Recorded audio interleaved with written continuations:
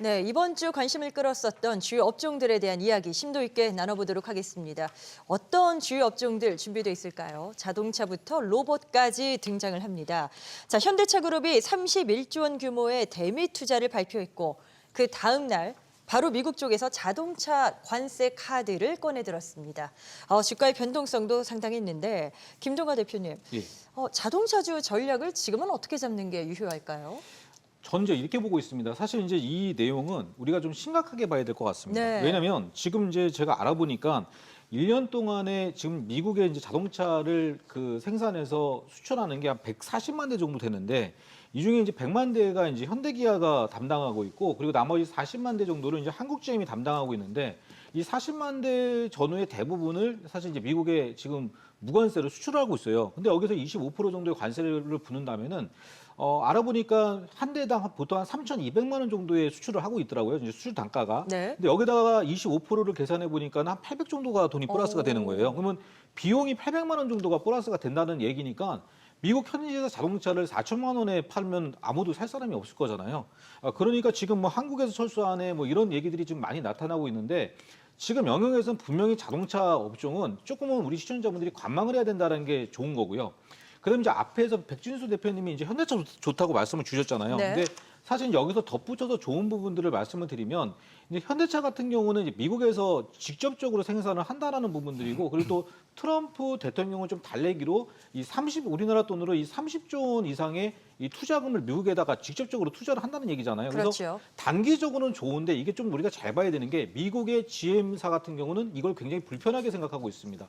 왜냐하면 미국 같은 경우는 알다시피 이 물가가 비싸고 또 노동력이 굉장히 비싸잖아요. 그러다 보니까 결국에는 미국에서 이 자동차를 만들게 되면 코스트가 결국에는 올라가게 돼 있거든요. 그래서 단기적으로는 좋을 수가 있는데 중장기적으로 보면 결국에는 자동차 가격을 또 올려야 된다는 얘기고 또 이런 부분들이 어떻게 보면 이 스태그플레이션의 이 단초가 될 것이다라는 이 미래학자들의 지금 굉장히 이 무서운 발언들도 나오거든요. 그리고 또 어저께까지는 또 미국 같은 경우는 뭐 GM이 막 한 7%씩 급락 나오고 이런 현상이 나타나는 게 아마도 제가 말씀드리는 이런 내용일 겁니다. 그래서 지금은 이 사태를 단기적으로 보시면서 관망을 하시고요.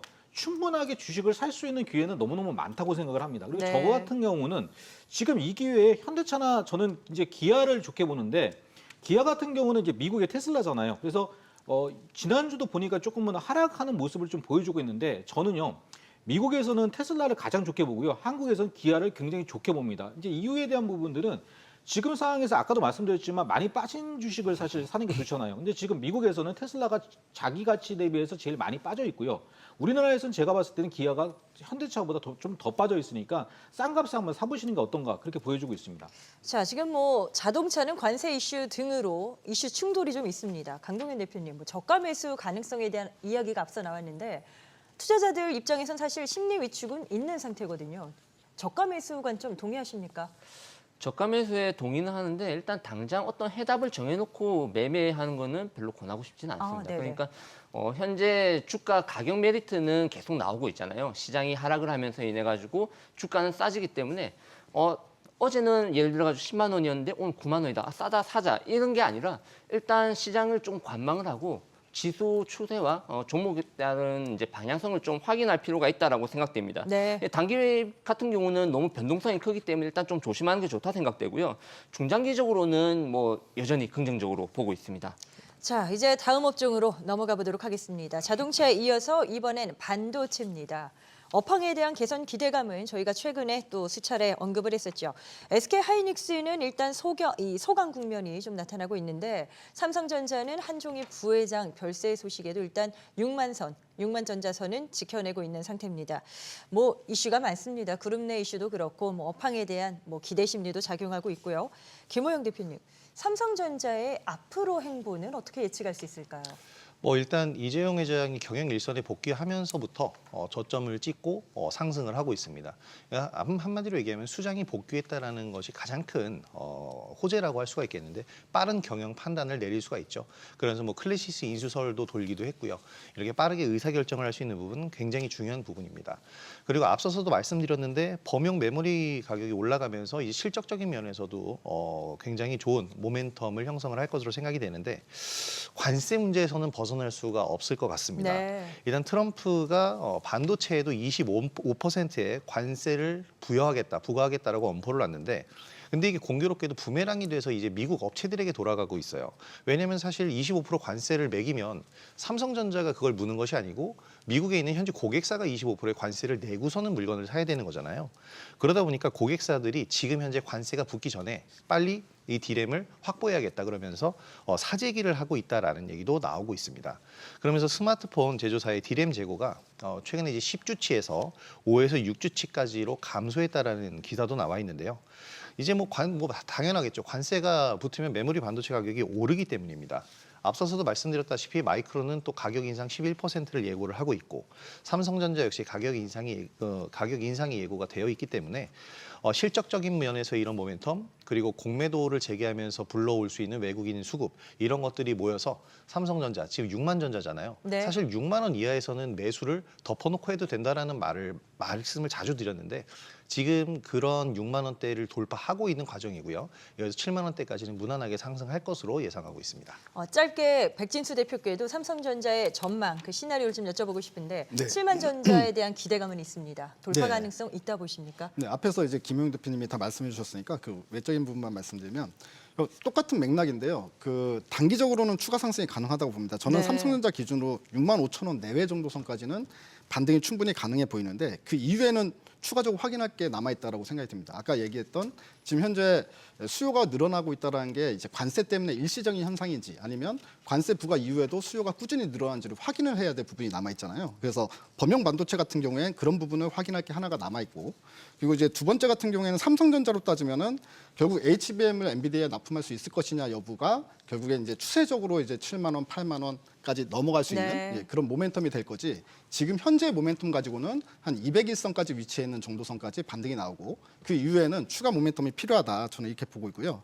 하이닉스 같은 경우도 사실 지금 현재 어쩔 수 없이 엔비디아 주가 흐름을 좀 봐야 됩니다. 엔비디아 주가 흐름과 동행할 가능성이 있기 때문에. 근데 엔비디아가 지금 고점 대비해서 많이 떨어진 상태거든요. 그럼 엔비디아가 다시 전고점을 가고 또 다시 신고가가 나올 수 있느냐? 그 부분에 따라서 하이닉스 주가가 같이 연동될 가능성이 있기 때문에 만에 하나 미국장이 올라오지 않는데 엔비디아만 그렇게 올라갈 가능성은 어떻게 보면 좀 희박하잖아요. 그래서 좀 한계가 있다. 네. 그래서 단기 상승만을 노리고 바이앤홀딩 전략은 그 이후에 다시 한번 좀 우리가 판단을 해봐야 되겠다라는 생각이 듭니다. 네, 추후에 또 다뤄보도록 하겠습니다. 이번 주 주요 관심 업종 가운데 반도체에 이어 이번에는 지금 엔터, 화장품, 미디어 등등 한알령 제외 수혜 주격으로 분류되는 이야기를 나눠보도록 하겠습니다. 그래도 방어주 역할은 톡톡히 하지 않았나라는 생각도 드는데요. 김동하 대표님, 예. 지금 보면 이런 기대감뿐만 아니라 사실 실적 같은 부분들이 어느 정도 뒷받침되어야 어떤 체력을 좀 강하게 할 수 있는 부분일 것 같은데 예. 이 한알령 해제로 기대되는 중국 관련주들 어떤 대응 지금 필요하다 보십니까? 보통 이제 4월달, 5월달에는 우리가 이제 엔터 화장품을 사라 이런 말들이 있습니다. 그만큼 이제 휴일도 많고 또 여행 수요가 많이 늘어나다 보니까 당연히 실적 개선율이 굉장히 팡팡 터질 수밖에 없는 그런 계절인데요. 이제 중국 같은 경우는 작년 11월달 이후부터 이제 한국 관광객에 대해서 이제 무비자 입국과 이제 인디밴드의 라이브 공연을 허가를 하기 시작을 했습니다. 그리고 지금 현재 탄핵 정국이지만 사실상 이제 북한의 이 친러 정책 또 미국의 이 트럼프 패권 다툼에 이 중국이 우리나라 고위 인사를 좀 초빙을 해가지고 한국과 굉장히 지금 친분을 굉장히 높게 쌓고 있다라는 부분이죠. 그리고 3월 7일 날에는 이제 봉준호 감독의 이 미키 17이 개봉을 했고요. 그리고 3월 23일 날에는 그 이재용 회장의 이 중국 발전 포럼에 한 2년 만에 지금 참석을 했습니다. 그러니까 이런 상태에서 이제 중국의 이 영화 산업은 국내에 한 7배 정도의 그 큰 규모를 자랑하고 있고 그리고 이 중국의 OTT 판권을 좀 보게 되면은 이 판매는 됐는데 중국 정부가 허가를 하지 않아서 지금 이 나오지 못하는 그러한 작품들이 굉장히 많이 있습니다. 네네. 예. 근데 이런 상황에서 사실은 이제 제가 오늘은 이 스튜디오 드래곤에 대해서 한번 말씀을 드리고 싶고 저는 탑픽으로 보고 있는데요.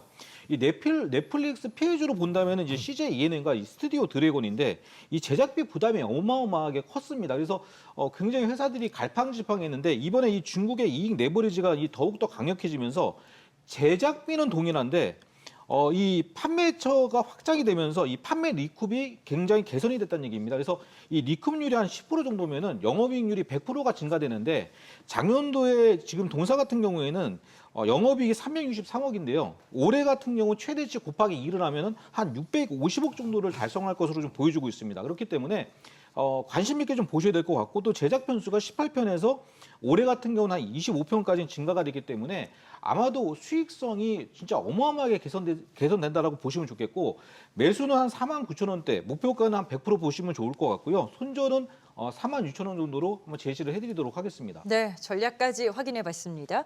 자, 다음 업종 이번엔 2차 전지 쪽으로 넘어가 보도록 하겠습니다. LG 에너지 솔루션 주가가 수요일에 급등했는데 구광모 회장이 배터리 사업을 키우겠다 이런 발언이 있었죠. 자, 김호영 대표님. 일단 2차 전지는 신호 자체는 긍정적인 부분들이 좀 나오곤 있습니다. 어떤 전략으로 대응하는 게 필요할까요? 일단 구광모 회장 한마디에 8%나 이제 급등을 보였었던 LG 에너지 솔루션인데요. 업계 전체가 화답을 하면서 2차 전지 관련주들 상승을 보였습니다. 그렇지만 이제 2차 전지 관련주들이 본격적인 상승을 하려면 대표적인 전방 산업인 전기차의 업황이 살아나야 진정한 상승을 보일 수 있을 겁니다. 업황 자체가 바닥이라는 데는 저도 동의를 하지만 언제쯤 회복이 될 것인가에 대해서는 아직은 물음표다라고 할 수가 있겠고요. 또 트럼프 관세 발효에 2차 전지 역시 자유롭지 못하며 더군다나 다음 주에 이제 공매도 재개가 되는데 공매도 되찾아는 거에 이 2차 전지 관련주들이 많이 포진해 있다는 점도 약간의 부담으로 작용을 할 겁니다. 하지만 이제 완제품을 만드는 LG 에너지 솔루션이나 삼성 SDI, SK온 같은 경우에는 신성장 동력을 계속해서 발굴을 하고 있는데요. 특히 LG 에너지 솔루션이 델타 일렉트로닉과 미국 주택용 ESS 시장에 배터리 4기가와트시 공급 계약을 맺었고 이로 인해서 상승 탄력을 키웠는데 바로 에너지 저장 장치, 이건 신재생 에너지와도 연관이 되거든요. 이렇게 ESS 시장에 관련되어 있는 관련 종목들은 최근에 또 상승 흐름을 보여주고 있습니다.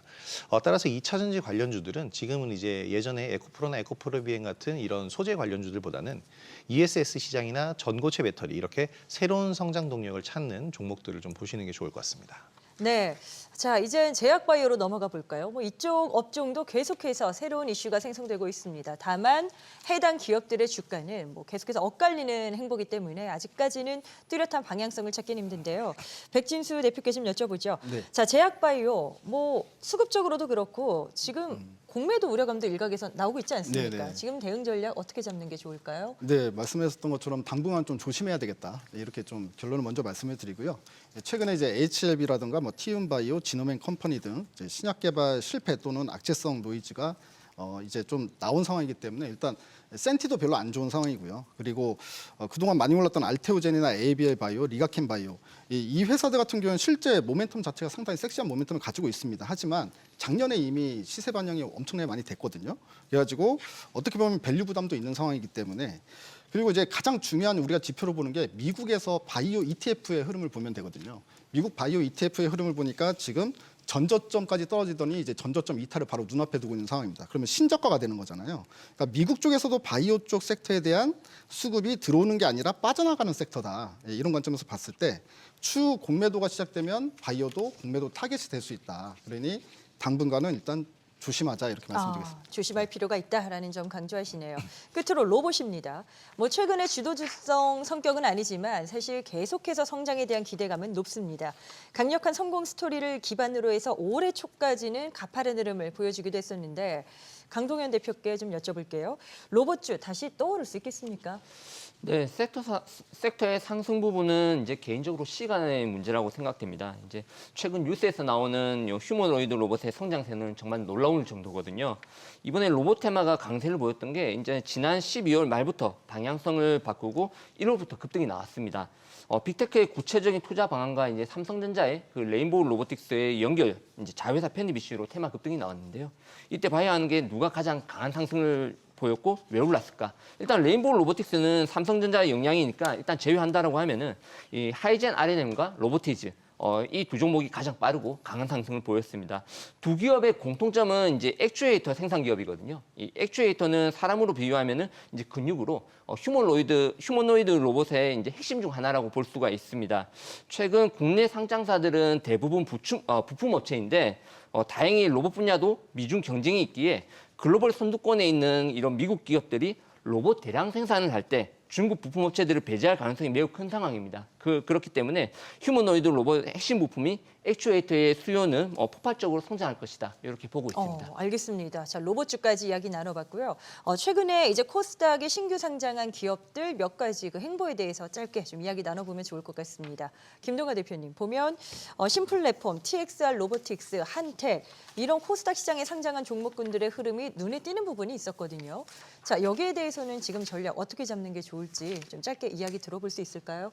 저는요, 그 요인을 두세 가지로 좀 볼 수 있다고 보는데요. 그 첫 번째는 이제 삼성전자를 중심으로 아까도 말씀드렸듯이 이 프로그램 장세 속에서 이 코스닥의 낙폭과대 저평가 종목을 좀 찾는 그런 투자를 좀 보고 있고요. 그리고 두 번째는 이제 코스닥과 코스피 이 주가 지수의 이 디커플링 자체를 통해서 이 신규 종목군들이 쉽게 올릴 수 있다는 이제 그런 강점이 있는 것 같고요. 이제 세 번째 공매도인데 아까도 말씀드렸지만 공매도를 하기 위해서는 분명히 기존의 이 대차 물량을 가지고 있어야지 회전을 시키면서 매매를 할 수가 있거든요. 근데 신규 종목 같은 경우는 이 대차 물량이 없고요. 특히나 이제 대차의 80%는 국민연금이 가지고 있는데 이런 신규 종목 같은 경우는 당연히 국민연금이 투자를 안 하니까 이제 그런 물량이 없기 때문에 아마도 이 신규 종목군들이 좀 급등이 나온다라고 보시면 좋겠고요. 네. 여기서 또 투자 포인트가 하나가 있는데 이제 반도체를 내가 좋아한다, 또 내가 바이오를 좋아한다, 또 2차 전지를 좋아한다 그러면 그러한 주도주군 안에 들어가 있는 신규 종목군들을 한번 시청자분들이 매매를 하시면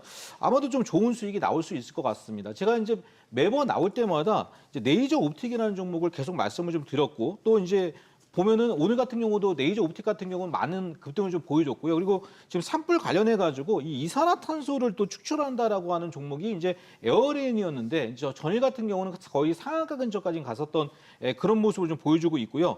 특히나 이제 알래스카 LNG 프로젝트 관련주이기도 한 이제 에어레인 같은 경우에 다음 주에 오늘 좀 조정이 나왔는데 다음 주 정도에 추가적인 조정이 좀 나온다면은 한 16,000원권에서 한번 시청자분들이 한번 편입해 보는 것도 좋은 투자가 아닌가 그렇게 보여주고 있습니다. 네, 시장에 대한 여러 이야기들 나눠봤습니다. 항상 말씀드리고 있습니다. 투자에 대한 최종 판단은 그 책임이 투자자 본인에게 있습니다.